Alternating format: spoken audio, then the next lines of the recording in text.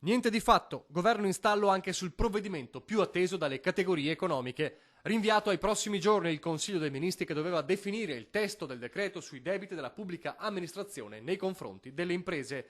Il ministro dell'economia Vittorio Grilli, d'accordo con quello dello sviluppo economico Corrado Passera, ha infatti manifestato al premier Mario Monti la necessità di proseguire gli approfondimenti dopo le risoluzioni approvate martedì da Camera e Senato.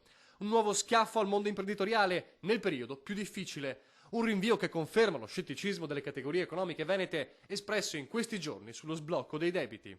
Adesso promettono 20 miliardi nel 2013 e 20 miliardi nel 2014, a parte che ne mancherebbero lo stesso ancora 50 e le aziende stanno aspettando. Però bisogna vedere se anche dal punto di vista burocratico riescono a farlo e a sbloccarlo. Tutto rinviato e ora l'attesa si fa ancora più spasmodica anche da parte dei comuni virtuosi, quelli che soprattutto in Veneto hanno resistito in questi anni rispettando il patto di stabilità. Pure per loro il saldo è da capogiro. I comuni hanno a residuo 1 miliardo e 200 milioni. Già i prefetti sono stati segnalati le richieste per sistemare almeno le scuole per 111 milioni di euro. Dal Veneto a Roma la protesta è già in atto. Nella capitale PD e PDL attaccano. Per Stefano Fassina, responsabile economico del Partito Democratico, è una decisione sconcertante. Il governo dovrebbe chiarire al più presto all'opinione pubblica e al Parlamento le ragioni della scelta, dice. Il decreto è urgente, oltre che necessario. Gli fa eco il coordinatore dei dipartimenti del Popolo della Libertà, Daniele Capezzone.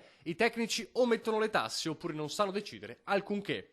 La boccata di ossigeno insomma ancora non c'è e mentre il governo approfondisce, il malato agonizzante, l'impresa del nord-est, è arrivato alla sua ultima ora.